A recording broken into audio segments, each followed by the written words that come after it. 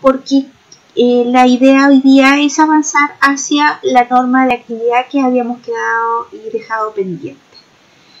Bien, para comenzar es importante entender que normalizar definitivamente un procedimiento, una acción, un proceder simplifica, unifica criterio y especifica el modo correcto de hacer algún procedimiento o alguna actividad. Cuando nosotros realizamos procedimientos o actividades ya normadas, los resultados de esta actividad generalmente nos proporcionan disminución en el gasto económico al comprar solo lo que corresponde, ¿cierto? Correctamente comprar, ¿cierto? Para poder realizar el procedimiento, la actividad. Y en resumen también nos favorece la calidad de, ¿cierto? Del accionar que hacemos, ¿cierto? En la distinta atención integral que le hacemos a los usuarios, porque de alguna manera, ¿cierto? Está procurando la seguridad, ¿cierto? En toda atención. Para recordar, importante entonces saber qué es lo que era una guía clínica o una guía de práctica clínica. Recordemos que correspondía a un conjunto de recomendaciones y es súper importante entender este concepto. Son recomendaciones que realizan especialistas o expertos y cuyo objetivo es apoyar obviamente la toma de decisiones de profesionales de salud o ¿cierto? Hacia los usuarios. Se recomiendan los cuidados de salud que resultan apropiados en circunstancias específicas clínicas, ¿ya? Allí comprenden entonces y están contenidas todas esas recomendaciones. Como están construidas por expertos, consideran normalmente la mejor evidencia científica disponible y generalmente se confeccionan a partir de una revisión sistemática de la literatura. Ahora, hay que entender que al estar confeccionadas por expertos en las distintas disciplinas, ¿ya? Por lo tanto, yo creo que la más cercana a ustedes es la guía clínica perinatal, ¿cierto? Pero para las otras disciplinas existen de la misma manera, existe para cardiología, para broncopulmonar, etc., ¿ya? Pero es importante entonces que al ser confeccionadas por expertos, lo racional y lo lógico es que estas sean tomadas en cuenta para proporcionar las distintas atenciones a los usuarios, tanto a nivel hospitalario como en atención primaria en las distintas disciplinas que ya les había comentado, ¿ya? Así que generalmente son tomadas en cuenta también a nivel ministerial y por supuesto también asumidas e incorporadas en las distintas instituciones, tanto públicas como privadas. ¿Qué es lo que era una norma técnica sanitaria? Bueno, es un documento que impone una o más acciones de carácter obligatorio a nivel nacional, ¿ya? Su cumplimiento está regulado por una resolución del Departamento Jurídico del Ministerio de Salud y obviamente están respaldadas por una ley o por otro instrumento administrativamente válido desde el punto de vista legal.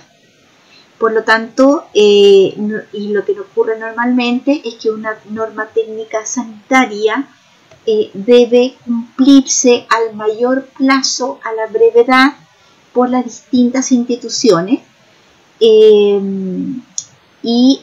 ¿Cierto? Estas normas técnicas, algunas de ellas van a ser dictadas en forma general, es decir, tanto para la atención primaria como para la atención hospitalaria, y hay algunas normas técnicas que tienen una orientación más específica, ya sea exclusivamente para atención primaria o exclusivamente para atención sanitaria, hospitalaria.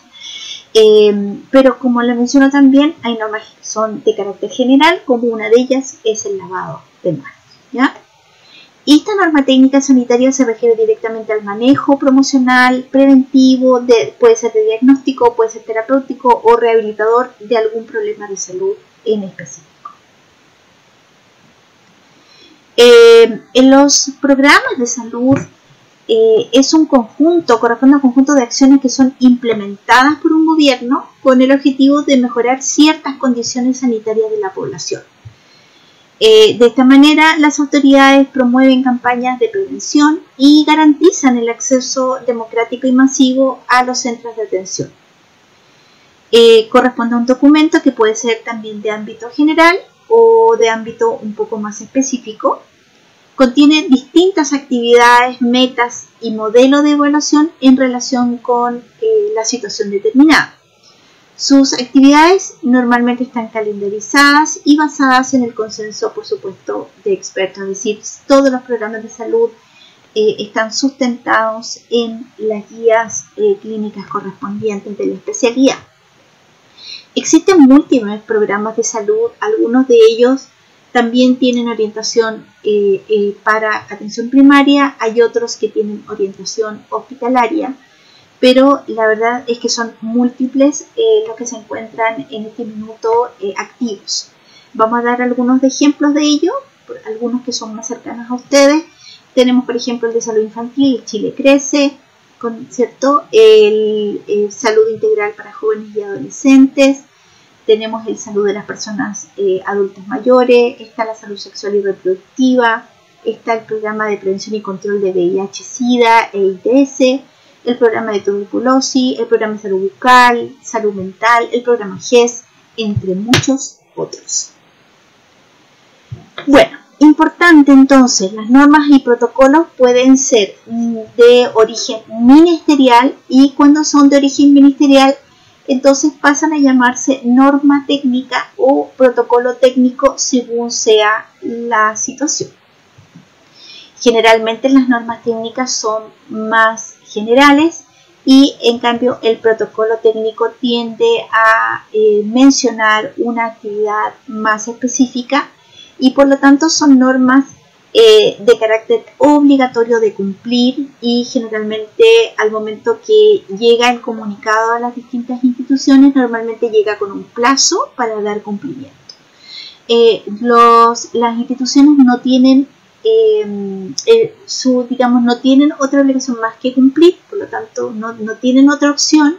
La única opción que sí les queda es obviamente cómo organizo de alguna manera, ¿cierto?, qué profesionales van a estar a cargo, los horarios, el lugar físico donde se va a llevar a cabo estas normas o protocolos correspondientes que derivan entonces de nivel ministerial.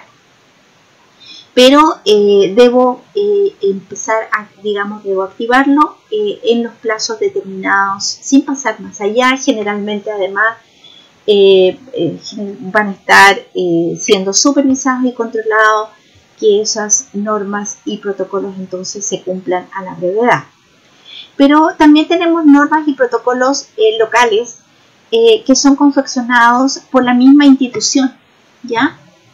Y estas pueden ser hechas tanto en atención primaria como en atención hospitalaria. Y aquí entonces van a pasar a llamarse norma o protocolo en cuestión.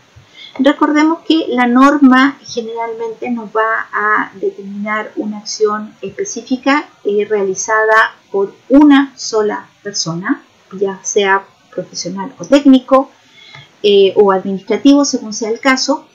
Y en cambio el protocolo corresponde a un procedimiento más complejo porque corresponde a un procedimiento en el cual participan más de un profesional o técnico y por lo tanto cada uno de esos integrantes de este equipo de trabajo para realizar esta actividad va a cumplir un rol también diferente. Y por lo tanto en este caso vamos a denominarlo protocolo. Bueno, para insistir entonces, la norma técnica o protocolo técnico será un documento de ámbito más general, como ya los mencioné, mientras que para el protocolo técnico será de un ámbito más específico. Contiene actividades obligatorias, insisto, las normas técnicas, los protocolos técnicos son absolutamente obligatorios a cumplir y tienen distintas orientaciones. Ya hablamos de que algunos tienen una orientación más bien preventiva, otras de diagnóstico, otras más bien nos hablan sobre el tratamiento o la rehabilitación de un determinado problema. Es de carácter normativo, por lo tanto las instituciones no tienen más que cumplir, ¿ya? Y generalmente está elaborado entonces por una autoridad sanitaria y se desprende entonces hacia el ámbito tanto de atención primaria u hospitalaria, puede ser ambos o específico hacia una de ellas, ¿ya? Y por supuesto, siempre la norma técnica o el protocolo técnico también, al igual que los programas, van a estar basados, ¿cierto?, y sustentados en las guías clínicas correspondientes. Los protocolos entonces son instrucciones sobre un manejo operativo de problemas de salud determinado y de carácter referencial. Resultan también ser obligatorios al momento de estar activos. Ya sabemos que los protocolos técnicos son absolutamente obligatorios, pero un protocolo de nivel institucional, una vez que ya ha sido autorizado, ¿cierto?, y visado por todas las unidades internas, incluyendo la unidad de calidad del lugar, pasan a ser obligatorios y mediante una resolución, ¿cierto?, y en caso que exista una causa sanitaria que lo amerite. Los protocolos son un conjunto de acciones específicas que deben realizarse ante situaciones determinadas con el fin de normalizar la actuación de los diferentes profesionales o técnicos que van a ejecutar. Por lo tanto, los protocolos van a contener en su interior un conjunto de normas, procedimientos y registros que se deben llevar a cabo ante una situación prefijada de antemano. Un ejemplo es el protocolo de reanimación cardiopulmonar, ¿ya?, en la cual ya sabemos que participan una serie de profesionales y técnicos y que mediante un trabajo en equipo, que cada uno va cumpliendo roles específicos, ¿cierto? La finalidad en este caso es reanimar, ¿cierto?, efectivamente a un usuario. En todos los protocolos se ha de incluir además la descripción del personal necesario para desarrollar, ¿cierto?, este procedimiento y la función específica que debe cumplir cada uno de ellos. Los protocolos son entonces el resultado también de una validación técnica, al igual que los programas, al igual que las normas y ciertos protocolos técnicos. Los protocolos que se crean o que se emergen dentro de la institución misma también tienen que ser avalados por una validación técnica, en el sentido de que también deben cumplir con las recomendaciones de las guías clínicas y obviamente, ¿cierto?, con la validación técnica en el sentido de la aprobación correspondiente desde el interior de la unidad. Pasan por la autorización del servicio y también por la autorización de la institución misma, generalmente realizada hoy por las unidades de calidad correspondientes que operan dentro de esa institución. Los protocolos tienen la particularidad de mejorar los procesos de atención, lo hacen cada vez más eficientes, más efectivos, más correctos. Alinean además el manejo de una atención para no tener diversidad, ¿cierto?, en el proceder, ¿ya? Es decir, los resume, los unifica, los especifica. La suma de protocolos y de normas es lo que va a formar lo que nosotros conocemos en los servicios como los manuales de procedimiento. Y como ya les mencioné, son un producto de validación técnica. Tienen que ser validados. Las normas, por su parte, ¿cierto?, institucionales, son reglas que deben seguirse, a las que deben ajustarse todas las operaciones a realizar, ¿ya? Por lo tanto, corresponde a un código de comportamiento que va a orientar la conducta de los individuos ante un cierto proceder. La norma tiene la particularidad de ser una guía específica sobre la manera de actuar en una situación determinada. Un ejemplo es la norma del lavado de manos, ¿cierto?, la administración de medicamentos, el control de peso-talla, ¿cierto? La norma de control de signos vitales corresponde, ¿cierto?, a una actividad generalmente ejecutada por una profesional o técnico, ¿cierto? Y que la idea es que todo el personal que realice esa actividad lo haga en forma similar y cumpliendo pasos estrictos en forma correcta. Los objetivos de las normas es proporcionar una guía también para alcanzar ciertos objetivos. Generalmente la idea es siempre proporcionar seguridad en el actuar. Actúa como mecanismo de protección para el usuario interno y externo. Y esto hay que recordar que el usuario interno somos el personal, ¿cierto?, que va a realizar la atención, mientras que el usuario externo es el usuario que nosotros, ¿cierto?, o el paciente que nosotros habitualmente llamamos, o al que va a recibir esta atención. La idea es evitar errores y malas interpretaciones. Sirven de orientación también para el personal nuevo de ingreso y permiten hacer una política de garantía de calidad.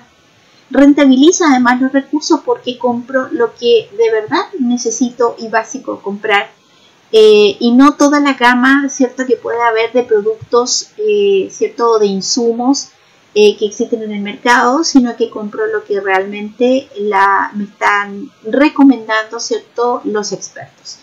Y también organiza sistemáticamente el trabajo.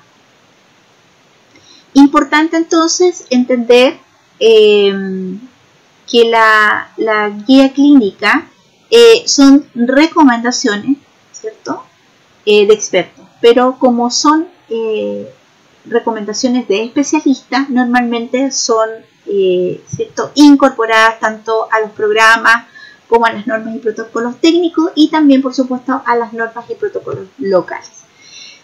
Un ejemplo son la guía clínica de cuidados paliativos, por ejemplo, ¿ya? Y también tenemos la guía clínica perinatal, entre otras, ¿ya? Recuerden que cada especialidad en general aparecen cada 5 años según la mejor evidencia, porque hay revisiones de literatura y sistemáticas muy estrictas. Por lo tanto, los especialistas reúnen esa información y dada los nuevos, ¿cierto?, información de los distintos estudios, estos los resultados son incorporados y recomendados, ¿cierto?, a través de guías, pero de especialidad, por especialidad, ¿ya? Así que cada 5 años es probable que si hemos confeccionado una norma o un protocolo tomando en cuenta la guía clínica, ¿cierto?, de hace 5 años atrás, es probable que al salir, ¿cierto?, cada 5 años, ¿cierto?, nos va a tocar entonces ya sea actualizar, por lo tanto vamos a tener que revisar esta guía clínica y revisar la normativa para que siempre esté en sintonía, de lo contrario tendremos que actualizarla o hacer las modificaciones correspondientes, ¿ya? El protocolo, por su parte, recordemos que nos va a dictaminar el hacer de varios personajes, ¿cierto?, que pueden ser profesionales y técnicos, para que en conjunto, en un trabajo de equipo, se realice un procedimiento particular, ¿ya? Por ejemplo, tenemos aquí, yo les había dado el ejemplo de reanimación, ¿cierto?, cardiopulmonar. Es un accionar que va a requerir, ¿cierto?, de más de una persona para poder llevar a cabo y nos permite entonces responder a la pregunta ¿qué hacemos cada uno de estos personajes que van a participar? ¿Ya? Los procedimientos, las normas de los procedimientos nos dicen cómo hacer, ¿ya? Y aquí tenemos, por ejemplo, la administración de medicamentos, la instalación de una vía, etcétera. Es decir, nos va a dictaminar el proceder más bien de un personaje, que puede ser profesional o técnico, dependiendo de, ¿cierto?, del procedimiento que se vaya a realizar y a quién le corresponde realizar, ¿ya? Por lo tanto, toda persona que vaya a realizar ese procedimiento, la idea es que lo haga de una forma lo más similar posible. Con respecto a los tipos de norma, tenemos básicamente 3, recordemos, tenemos la norma de equipo, la norma de instrumento y hoy día lo que me interesa es recordar la norma de actividad. La norma de equipo básicamente tiene que ver con normar el uso de algún equipamiento.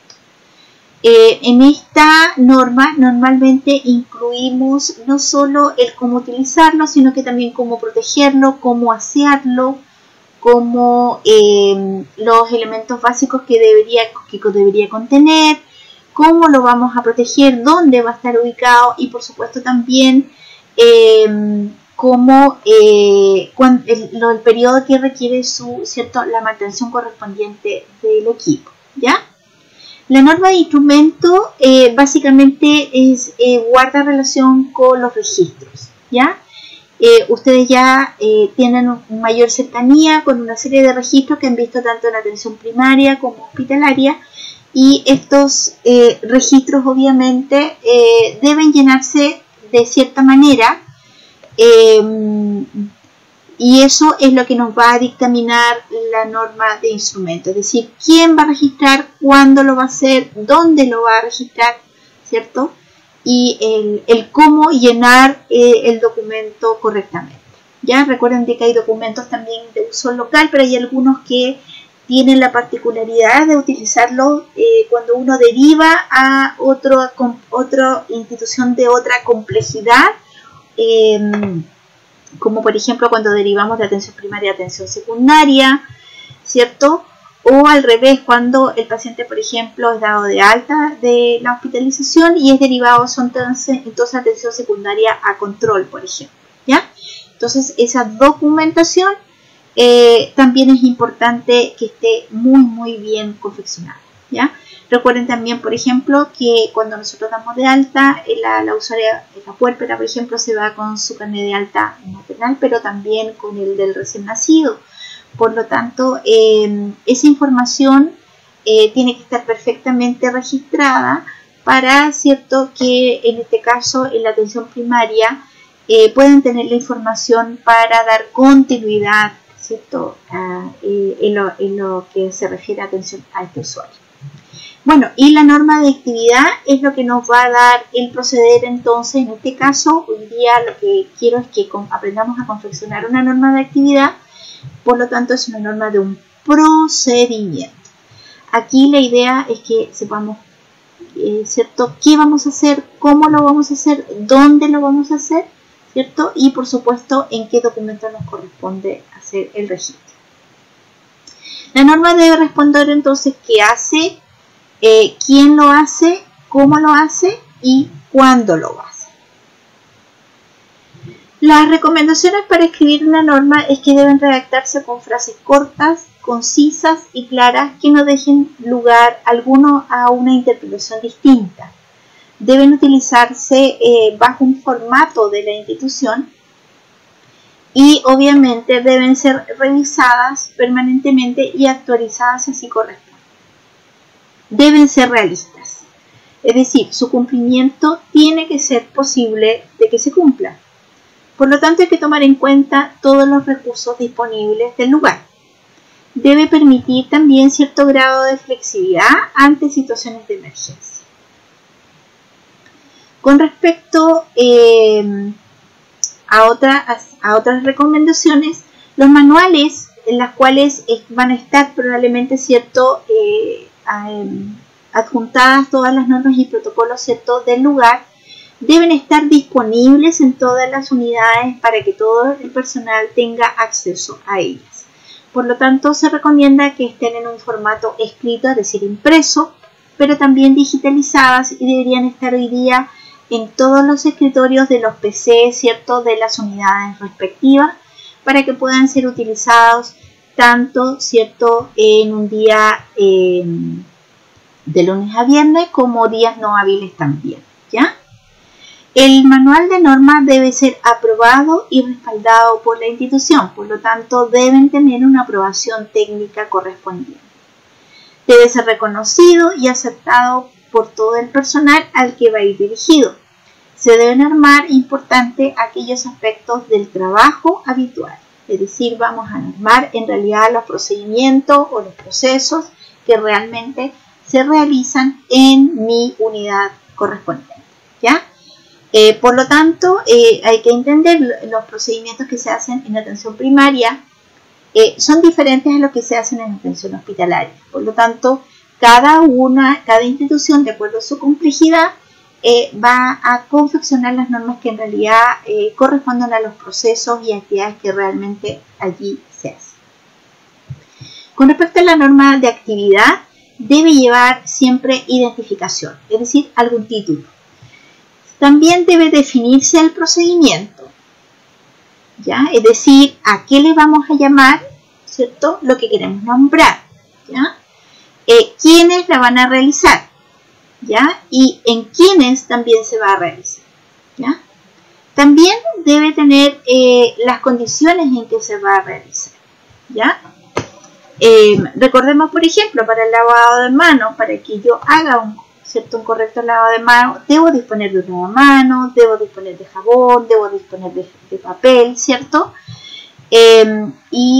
Son elementos básicos para poder llevar y cumplir entonces con el lavado de manos correctamente.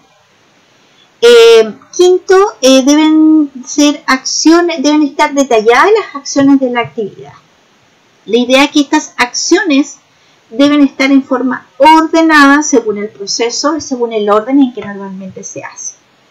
También debe determinarse la frecuencia y el lugar en que lo vamos a hacer, ¿ya? Ustedes recordarán de que la OMS habla de los 5 momentos, por ejemplo, de la norma de lavado de manos, o sea, en qué momentos se recomienda, ¿cierto?, hacer el lavado de manos, y con ello estamos hablando, por ejemplo, de frecuencia. Entonces, es importante entonces tomar eso en cuenta. También tiene que llevar un objetivo y un propósito del mismo. Es decir, la actividad es importante realizarla de cierta manera porque con ello obviamente logramos un propósito o un objetivo que normalmente tiene una relación directa con la seguridad del usuario. Y por supuesto también tiene que tener aspectos especiales a considerar en el registro. Es decir, ¿qué voy a registrar? ¿Dónde lo voy a registrar? ¿Ya? Y por supuesto, toda norma de actividad también va a ser válido para protocolos correspondientes, pero en este caso, para la norma de actividad, que es la que van a tener que realizar, tiene que tener bibliografía sustentada, ¿cierto? Y también, por supuesto, tiene que tener una fecha próxima de revisión. Se recomienda que todas las normas deben ser revisadas con cierta periodicidad. Mucho ojo con dejar en ello registrada una frecuencia muy alta, es decir, mensualmente, por ejemplo. Porque finalmente lo que va a ocurrir en la realidad es que es probable que eso no se lleve a cabo obviamente por la demanda fuerte que hay de atención. Probablemente no te dé el tiempo para hacer una revisión mensual, ¿ya? Pero sí es importante hacerlo al menos 1 o 2 veces por año, o indudablemente en su defecto cuando aparezca la nueva guía, por ejemplo, clínica, o bien cuando aparezca una norma técnica o protocolo técnico que obviamente guarde relación con este procedimiento, ¿ya? Vamos a estar obligados obviamente a modificar y actualizar. Para continuar con las recomendaciones, es importante identificar el personal que va a intervenir, entonces el material necesario que se va a ocupar, la preparación del personal antes de realizar el procedimiento, si es que así se requiere, la preparación muchas veces del paciente, como por ejemplo la información, la postura, la preparación de una zona, por ejemplo, a lo mejor va a requerir que el paciente requiera una preparación previa antes de realizar la actividad. Ordene también cronológicamente los pasos, ¿cierto? Las acciones deben estar ordenadas cronológicamente. Y también es importante colocar en normas de actividad la puesta en orden, como la recogida del material, dejar al usuario en una posición cómoda, correcta, ¿cierto? Al finalizar, si es que así corresponde, ¿ya? Y por supuesto, como ya les insistí, tienen que quedar claramente qué voy a registrar y dónde voy a registrar, ¿cierto? Una vez finalizado el procedimiento. Bueno, la norma de equipo me la voy a saltar en este caso porque nosotros la vimos ya el año pasado, ¿cierto? Pero solamente para recordarles que tiene que ver básicamente con la ejecución, ¿cierto? Y el manejo de los equipos que normalmente nos toca utilizar, como las bombas de infusión, ventiladores mecánicos, entre muchos otros, ¿ya? La norma de instrumento entonces tiene que ver con el registro. Y bueno, lo que estamos viendo aquí corresponde a un protocolo, pero es válido también para, ¿cierto? Para un formato de norma, en el cual, si ustedes se fijan, aparece el protocolo, ¿cierto? Respectivo, que ahí va a colocarse el nombre que corresponda. Y normalmente va a tener una codificación, es decir, hoy día es como que tuviera un root, ¿cierto? La norma o el protocolo. Esa codificación se la entrega finalmente en las unidades de calidad de cada institución, una vez que ya tienen la validación técnica, ¿ya? También corresponde al número de edición, ¿ya? Y el número de páginas totales, porque obviamente como este documento luego de la validación técnica pasa a ser un documento legal, ¿cierto? No puede haber extravío de páginas, ¿ya?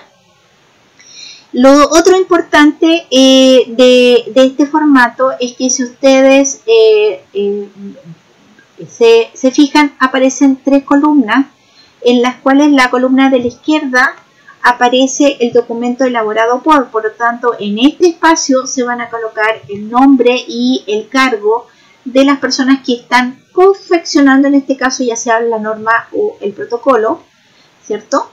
Y normalmente son hechos por el personal, puede ser tanto, en este caso, personal matronas, como también personal médico que puede participar.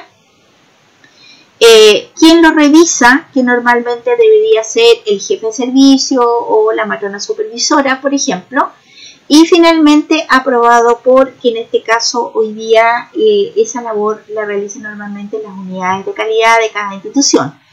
Hoy día están en todos los hospitales se van a encontrar con unidades de calidad y en atención primaria está ocurriendo exactamente lo mismo, porque recuerden que hoy día existe ¿cierto? La normativa de acreditación, por lo tanto, y eso se da tanto a nivel hospitalario como también en atención primaria, por lo tanto, hay muchos centros de atención primaria hoy día que están con la labor próxima a tener que acreditarse, por lo tanto se han formado unidades de calidad con este propósito, ¿cierto? Y regular obviamente todo esto en el interior, ¿ya? Bueno, siguiendo cada una de las columnas aparece la fecha correspondiente, ¿cierto? De cada una de estas instancias. Luego aparecen las modificaciones que tiene que ver con dar el paso a la actualización, ¿cierto? En el caso de que la haya. Y también dónde va a ser distribuido esta norma o protocolo cuando ya cumpla con todos los procesos de validación técnica correspondientes.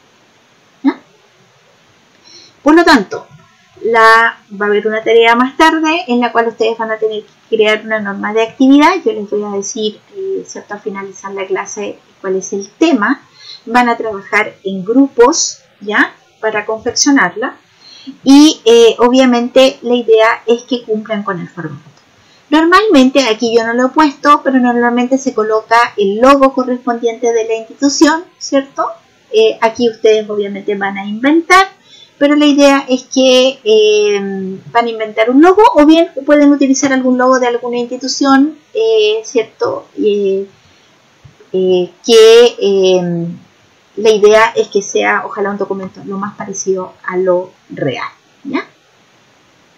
Bueno, aquí tengo otra imagen de un formato, ¿cierto? En la cual aparecen elementos comunes que los vamos a ir reconociendo, que tiene que ver con ¿cierto? Quién lo emitió, quién lo revisó, ¿ya? Este es norma de aseo de instalaciones. Aparece aquí la fecha de entrada en vigencia, la fecha de la última actualización, el número de actualizaciones que ha tenido, lo que yo les mencionaba, el número de páginas, si tiene o no versión anterior y obviamente la fecha de revisión en que se va a volver, ¿cierto?, valga la redundancia, a revisar. En este caso aquí lo dejaron con una vigencia de 3 años, o sea, se va a revisar cada 3 años, ¿ya? Pero eso no quita que en el caso de que aparezca una norma técnica o un protocolo técnico respecto a esto, obviamente se va a tener que anticipar en el plazo previsto, ¿ya? Bien, aquí aparece un protocolo, en este caso de coronariografía y angioplastia de urgencia. Si ustedes se fijan que también aparece la elaboración, la revisión y la autorización correspondiente, ¿ya? Aparecen las fechas, por supuesto, también allí. Y si ustedes se fijan, este protocolo va a servir para desde el año 2011, por ejemplo, hasta el 2014 correspondiente. Esto tiene que ver con el del Servicio de Salud Viña Quinta. Otro formato, ¿ya?, en la cual aquí tiene que ver con intervención y manejo de catéter venoso periférico. Esto es una norma local, en este caso de la clínica de Puerto Montt. Aparece la versión, es la primera versión que tiene, no aparece la fecha de revisión acá, pero sí debería tenerla. Quién lo elaboró, quién lo revisó y finalmente quién lo aprueba. Y si ustedes se fijan, aparece entonces también la codificación correspondiente, el número de página y la vigencia que tiene. En este caso aquí el logo fue colocado en el curso. Bueno, los elementos de un protocolo, recuerden que un protocolo va a requerir, va a contener varias normas de actividad interna. Me explico. Cuando yo les hablaba, por ejemplo, ¿cierto?, de reanimación, o un protocolo que probablemente a lo mejor lo entenderán, lo verán más cercano, que tiene que ver con la atención del recién nacido inmediato, por ejemplo. Recordemos que en la atención del recién nacido inmediato participan profesional, que en este caso es el neonatólogo, participa la matrona y también participa el personal técnico, ¿cierto?, de enfermería. Cada uno de ellos va a tener y va a realizar un rol distinto y actividades obviamente diferentes. Pero sin embargo, en el interior de este protocolo, ¿cierto?, va a estar obviamente normas como el lavado de manos, como de peso talla, como de administración de medicamentos, ¿cierto?, etcétera, ¿ya? Por lo tanto, van a estar contenidas dentro de este protocolo, ¿ya? Así que en general se dice que un protocolo es como la suma de varias normas, obviamente, que son realizadas en conjunto por un número de profesionales y técnicos para un objetivo determinado, ¿ya? En este caso, como di el ejemplo, para lograr, ¿cierto?, la atención del recién nacido inmediato. La introducción aquí debe ser breve.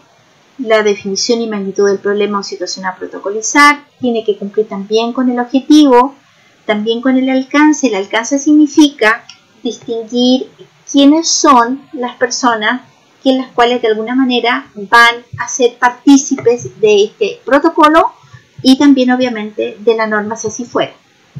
Los ámbitos de aplicación, hacia qué profesional y personal está orientado al protocolo y en qué ámbito, ¿ya? Y la población de aplicación, es decir, si corresponde a un protocolo clínico, es aplicable a todos los pacientes, existen ciertos criterios de inclusión o exclusión, ¿ya? Es decir, a qué pacientes entonces se les va a realizar este proceder. También aparece la definición, igual que en una norma, También aparecen las actividades a realizar, en este caso van a estar detalladas por profesional o técnico correspondiente. Va a aparecer la evaluación, debemos responder a las preguntas de cómo, cuándo y qué se evalúa y además quién va a evaluar. Se describe también normalmente un indicador. En general, toda norma o protocolo debería contener un indicador. Y, por supuesto, deben estar basados y sustentados en bibliografía científica correspondiente. Por lo tanto, debe contener referencias bibliográficas, ¿cierto? En las cuales normalmente, por lo menos deberían estar las guías clínicas y, por supuesto, artículos y papers en general de revistas indexadas. También puede estar una norma técnica, un protocolo técnico también detrás, ya en una bibliografía. También está la tabla de cambios, son tabla que resume la edición del documento con respectiva fecha y las modificaciones realizadas, es decir, están contenido esto en el formato, los autores, ¿cierto?, que van a realizar esto, y debe contener una pauta de supervisión, un indicador y un flujograma correspondiente.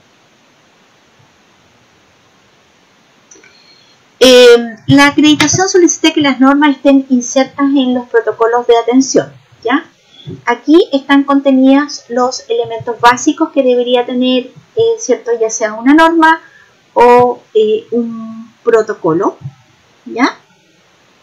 Que son los elementos que ya hemos mencionado, y vamos a hablar de inmediato a qué se refiere cuando hablamos de diagrama de flujo, que es lo que tenemos aquí todavía pendiente por conocer. Bien, vámonos entonces al diagrama de flujo. El diagrama de flujo, la verdad es que es una representación visual de los mismos pasos que hemos hecho recién por escrito en la norma o en el protocolo, pero que están de alguna manera graficados y dibujados, ¿ya? Pero con el mismo orden que la norma o el protocolo correspondiente. Por lo tanto, es una idea gráfica de todos los pasos, qué se va a hacer, quién lo va a hacer, cuándo lo va a hacer, dónde y para qué, ¿ya? Describen qué operaciones y en qué secuencia se requieren para solucionar un problema dado. Ayudan a desarrollar y también guiar el pensamiento, las actuaciones para asegurarse que todas las partes del proceso son incluidas y evitando entonces duplicidad de actividades innecesarias o diferencia de criterios. Existen algunas reglas para dibujar un diagrama de flujo, ¿ya? Los diagramas de flujo se dibujan generalmente usando algunos símbolos estándares y, sin embargo, algunos símbolos especiales pueden también ser desarrollados cuando son requeridos. Lo que tenemos acá son los básicos. Lo que nos va a indicar es el inicio o el fin, ¿cierto?, de la actividad, ¿ya? Vamos a tener también probablemente este rombo, en la cual corresponde a una toma de decisiones en que si se da cierta condición, yo voy a realizar algo, y si no se da la condición, entonces lo que me corresponde realizar es lo siguiente, ¿ya? Este conector de página es en caso de que el flujograma sea demasiado extenso y vaya a ocupar 2 páginas. Entonces deberíamos utilizar este conector como para visualizar entonces que el flujograma estaría contenido en más de una página. Pero la verdad es que no se recomienda. Lo ideal es que un flujograma esté en solo una página, porque debe en realidad ser un elemento facilitador y no al revés, ¿ya? Los conectores son súper importantes, que son las flechitas correspondientes con la dirección, ya sea izquierda o derecha, dependiendo entonces qué es lo que me corresponde seguir. Es probable, y así, ¿cierto?, ustedes ya se habrán dado cuenta que todo nuestro proceder debe ir con un registro, ¿cierto?, detrás, y probablemente haya más de un registro, ¿cierto? Por lo tanto, si hay un solo registro, ocupamos este dibujo, y si hay más de uno de ellos, entonces vamos a colocar este que es múltiple. Normalmente deberíamos ingresar, insertar un texto en el interior en la cual vamos a colocar el nombre del registro correspondiente que vamos a realizar o de los registros que vamos a realizar según sea lo que corresponde. ¿Ya? Bueno, vamos a revisar entonces un video que espero que pueda de alguna manera simplificar la construcción de esta actividad que necesitamos diagramar. Bueno, y hablemos de los flujogramas. Es que los flujogramas son una herramienta muy útil y muy fácil de manejar y nos permiten diagramar la secuencia de las actividades de un proceso. Cuando una persona llega nueva a la organización, le es más fácil interpretar la secuencia de las actividades y el proceso mirando y observando el flujograma que leyendo el procedimiento. Los flujogramas también son muy útiles cuando estamos en una reunión. Nos ayudan a identificar las oportunidades y los problemas del proceso. También nos ayuda a tener claras las responsabilidades y autoridades de los cargos o de las personas que trabajan en determinado proceso. Y también nos ayuda a identificar los indicadores de control y los indicadores de operación. Vamos a la pantalla de mi computador para que ustedes vean conmigo un poco más sobre los flujogramas. Y les voy a mostrar la herramienta que yo uso totalmente gratuita en el computador sin descargar nada para realizar mis diagramas de flujo. Entonces, ¿vamos? Bueno, lo primero que vamos a ver es que existen varios tipos de flujogramas. Aquí tenemos un flujograma matricial. El flujograma matricial se caracteriza porque los agentes que intervienen en el proceso aparecen en la cabecera del dibujo. Es decir, donde está agente A, agente B y agente C, vamos a colocar los cargos que intervienen en este proceso. El flujograma matricial puede estar en forma vertical o en forma horizontal. Y el otro flujograma que tenemos es el lineal. Es muy fácil de construir, las actividades aparecen una debajo de la otra y en estos flujogramas se omiten los agentes que intervienen. Es decir, no aparecen los agentes, simplemente tiene una actividad debajo de la otra, ¿sí? Los dos flujogramas son muy buenos, pero digamos que a mí me gusta más el matricial porque me permite involucrar a los agentes. Esto también me ayuda a definir las responsabilidades y las autoridades, ¿cierto? Tenemos para diseñar un flujograma varios símbolos. El primero es el óvalo, que nos indica el inicio o la terminación del diagrama de flujo. Algunas personas en este símbolo colocan la palabra inicio y fin. Otras personas colocan dentro del símbolo la actividad con la cual se inicia el flujograma y la actividad con la cual se termina el flujograma o el proceso, ¿sí? Entonces, cuando veamos un óvalo, indica que inició la actividad o que terminó la actividad. El siguiente símbolo es el rectángulo. Se utiliza para definir cada actividad o tarea. Y se utilizan verbos en infinitivo o verbos en términos de acción, ¿sí? Las cajas se recomienda que vayan enumeradas para facilitar la identificación y la secuencia de las actividades. Después tenemos el rombo. El rombo aparece cuando se debe tomar una decisión. Es decir, la lámpara funciona, sí, entonces viene por acá, o no, entonces viene por acá y nos indicaría qué se debe hacer en caso de que la lámpara no funcione y qué se debe hacer en caso de que la lámpara sí funcione. El siguiente símbolo es la flecha y se utiliza para unir el resto de símbolos entre sí. Indica la secuencia y la dirección de las actividades, por eso es muy importante que siempre le diseñemos la flecha. Digamos que cada símbolo debe ir conectado a otro símbolo por una flecha, es decir, cada símbolo va a tener una flecha superior y una flecha inferior, excepto los óvalos. Después tenemos los símbolos de entrada y de salida. Sí, se utilizan para indicar que entró algo y que salió algo a determinado proceso. Este que vemos acá se utiliza para indicar que entró información. Este se utiliza para indicar que entró un documento. Este se utiliza para indicar que entró un documento digital. Este es para indicar que entró un archivo temporal y este para indicar que entró un archivo definitivo. Y tenemos los conectores. Esto es un conector de página y esto es un conector de proceso. Es decir, el conector de página se usa cuando nosotros estamos diagramando en una hoja y se nos acabó el espacio. En ese caso, nosotros debemos utilizar un conector de página para poder seguir diagramando en la siguiente página. Y en este conector vamos a colocar, es decir, estamos en la primera hoja del diagrama, entonces colocamos el número 1 con un slash al número 2. Esto indica que el diagrama continuará en la página 2. Cuando lleguemos a la página 2 vamos a encontrar el 2/1. Esto indica que este diagrama es la continuación de la página 1. Y este conector es conector de actividades. Cuando nosotros estamos diagramando, ¿cierto? Entonces colocamos acá el número de la actividad a la cual queremos relacionar esa actividad que estamos diagramando. Es decir, yo tengo aquí una actividad, ¿sí? Tengo una actividad y la quiero relacionar con otra actividad que está muy arriba, pero no quiero colocar la línea porque va a quedar muy lejos. En ese caso, utilizo un conector de actividad, indicando el número a la actividad a la cual me estoy relacionando. ¿Cómo realizar un diagrama? Primero, vamos a listar las actividades.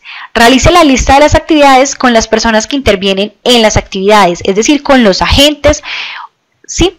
Y siempre pregúntese, ¿qué se realiza después de esta actividad? También, identifique los agentes que intervienen en el proceso. Dibuje las secuencias de las actividades, añada siempre entradas y salidas. Al finalizar, revise el flujograma y pregúntese si el nombre del proceso representa realmente lo que usted graficó o diagramó. Hay errores muy comunes cuando hacemos un flujograma. El primero es que cuando el proceso es muy grande comenzamos a resumir y lo que hacemos es que terminamos eliminando actividades del proceso, ¿sí? O pues del diagrama como tal. Otro error muy grande es que no hay armonía en el diagrama y ya queda cargado y es incómodo para visualizar y no se entiende. Entonces tengamos cuidado con las flechas, con el tamaño de las letras, con el tamaño de las líneas, que todo esté en armonía, que todo esté como estandarizado, como muy igualito. Otro error es definir las actividades sin incluir el verbo en infinitivo o en acción. Un ejemplo muy común es que colocamos informe, pero ¿qué es informe? ¿Qué se quiere decir con informe? ¿Es aprobar el informe? ¿Es revisar el informe? ¿Es comunicar? ¿Qué tratan de decir con informe? ¿O es una entrada? Por eso es importante que coloquemos los verbos en infinitivo como revisar, aprobar, comunicar. Otro error muy común es utilizar entradas o salidas como si fueran actividades. Recordemos que esto es un símbolo de una entrada. Y no debería ir acá, las entradas o las salidas van a los lados. Entonces la secuencia viene con las actividades y las entradas van a los lados. Esto está mal. Otro error muy común es utilizar el flujograma como un sub y baja, como una escalera. No, esto está mal. Visualmente no es correcto, entonces sería seguir la secuencia, ¿sí? Otro error muy común es entrecruzar las líneas sin usar puentes. Esto que vemos acá es un puente. Cuando venimos de una actividad y vamos a pasar por la línea, queremos conectar una actividad con otra actividad y necesitamos pasar por encima de una línea, utilizamos un puente para no cruzar las líneas. Diferente es que si dos actividades se van a encontrar en la siguiente actividad, entonces sí se pueden unir las líneas. De lo contrario, utilizamos puente. Otro error muy común es olvidarnos de las flechas y diagramar solo líneas, no flechas. ¿Sí? Las flechitas nos ayudan a encontrar el sentido de la continuidad del diagrama. Entonces no es hacer líneas, debemos hacer flechas. Esta información la saqué de un libro que se llama Configuración y uso de un mapa de procesos de Pedro Álvarez y José Manuel. Bueno, y la aplicación que yo utilizo para diagramar se llama Draw, que sería dibujo en español. Es muy fácil de utilizar y se conecta automáticamente con nuestro Drive, ¿sí? Él aquí me dice que si yo quiero crear un nuevo diagrama, yo le digo que sí. Yo le digo que quiero crear uno básico, le digo crear, le digo que no quiero usar, que sí quiero usar la carpeta raíz. Y porque si le digo que no, él va a ir a mi Drive y va a buscar una carpeta en mi Drive. Digamos que si yo quiero crear un diagrama matricial, vengo a avanzados y busco este cuadrito. Le puedo cambiar el nombre, por ejemplo, encender lámpara. Aquí sería, por ejemplo, mamá. Aquí sería hijo. Y aquí sería papá. Miren que esta herramienta es muy fácil de manejar. No necesito realmente hacer un curso para manejar esta herramienta. Ahora me voy a general para empezar a diseñar. Recordemos que este óvalo me indica que inició la actividad, ¿sí? Después el cuadradito me indica que es una actividad, ¿sí? Este paralelogramo me indica que entra, que hay una entrada, ¿sí? Si yo voy a utilizar esta, recuerden que la puedo usar como cualquier tipo de entrada. Este rombo me indica que tomamos una decisión. Puedo volver a colocar una actividad. Ay, miren, control Z. Aquí me funciona también el control Z.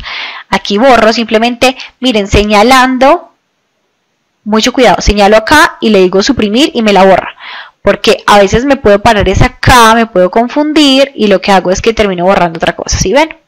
Entonces tengo que saber muy bien dónde es que estoy señalando, ¿ok? Y para finalizar entonces vuelvo y coloco el óvalo. Listo. Recuerden que es muy importante que siempre estemos colocando las flechas. ¿Cómo colocamos las flechas? Señalamos acá la flecha que vamos a utilizar.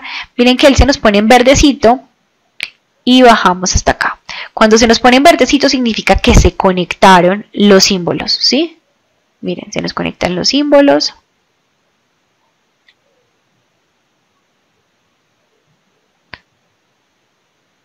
Ahí se me conectaron. Es muy importante hacerlo con flechas porque ¿qué pasa? Miren acá, este ejemplo, ¿sí? Aquí significa que la mamá le dio una información, le entregó algo al hijo. Si yo lo coloco diferente, si la flecha va en otro sentido, por eso les digo que es muy importante que sí coloquemos flechas. Miren aquí. Aquí significa, pues, al contrario, que el hijo le entrega algo a la mamá, ¿sí? Entonces, esto es muy importante. Miren que realmente es muy fácil utilizar esa herramienta para diagramar. Es mucho más fácil que hacerlo en Word, que hacerlo en PowerPoint. Así que los invito a que la usen. Bien. Para continuar, algunas imágenes, ¿cierto?, de flujogramas que nos invita a utilizar los distintos símbolos correspondientes, ¿ya? Esto me parece que algo ya lo habíamos visto el año pasado, pero es nada más que para que ustedes puedan recordar, ¿ya?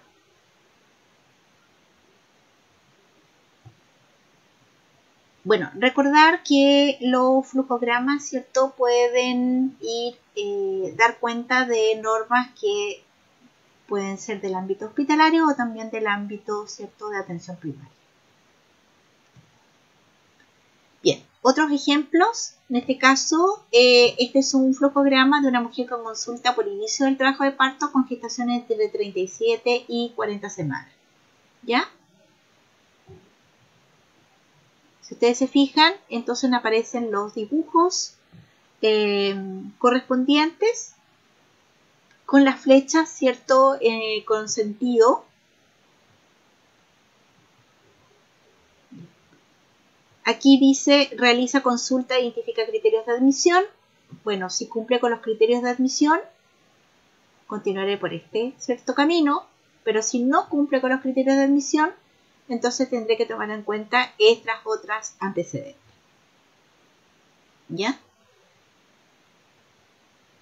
Entonces tenemos un inicio y tenemos el fin, que en este caso inicia control de trabajo de parto ya con esta mujer. ¿No? En este caso, ¿cierto?, es un diagrama que corresponde con semana 31 de la mujer.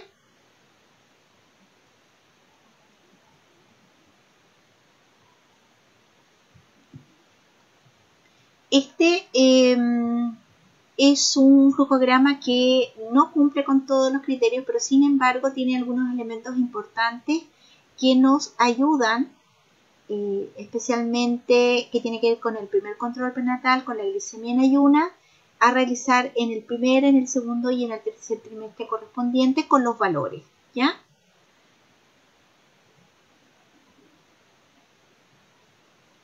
Este diagrama de flujo corresponde al manejo del dolor en caso de un usuario.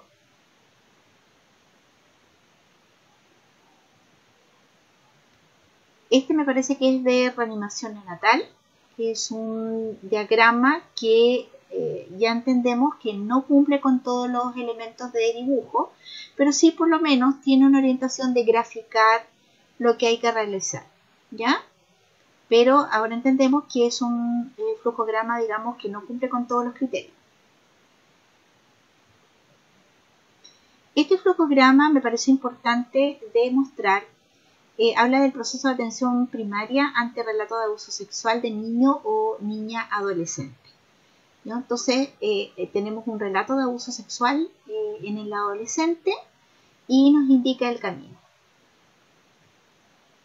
¿ya? Entonces tendría que ser vista por el equipo psicosocial o de salud mental de APS. Y entonces se hace la denuncia en PDI, se inician medidas de contención emocional y se evalúa también las medidas de protección en conjunto con la PDI y la Fiscalía. En caso de de requerir una evaluación o una derivación de urgencia, primero habría que evaluar si cumple con ciertos criterios de derivación. Si los cumple, entonces, y estos son los criterios que tengo allí, esta es una entrada, ¿ya? Entonces se deriva a la unidad de emergencia del hospital base, en este caso es de Osorno, ¿ya? Si no cumple, entonces es el médico de APS quien realiza el examen físico completo.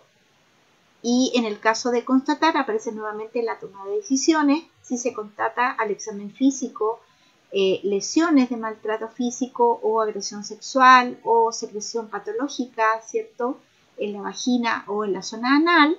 Si esto ocurre, entonces se deriva en este caso a la unidad de emergencia del hospital base, ¿ya? Y si esto no ocurre, se hace un peritaje del servicio médico legal dentro de las 72 horas. ¿Ya? Aquí también aparece una entrada que debería tener otro símbolo, que es, ¿cierto?, el que acaba de mencionarse en el video, que tiene que ver con control y seguimiento de equipo psicosocial. Y finalmente del peritaje se envía al UNACES para la toma de exámenes de ITS según indicación, ¿cierto?, de legista correspondiente, ¿ya? Por lo tanto, un flujograma, chicos, nos va a permitir no equivocarnos. Pensemos que ustedes son matrones nuevos, ¿cierto?, que están haciendo un reemplazo, ¿cierto?, en el lugar, y que ante ciertas situaciones, este flujograma les va a permitir entonces actuar correctamente en forma rápida, sin tener que leer primero la normativa. Obviamente después ustedes la leerán con calma, pero esto le va a permitir tomar decisiones rápidas y correctas, ¿ya? Y evitar errores, obviamente, ¿cierto?, y especialmente en situaciones como esta, ¿ya? Bien, vamos a avanzar un poquito. Aquí aparece otro flujograma. Y finalmente,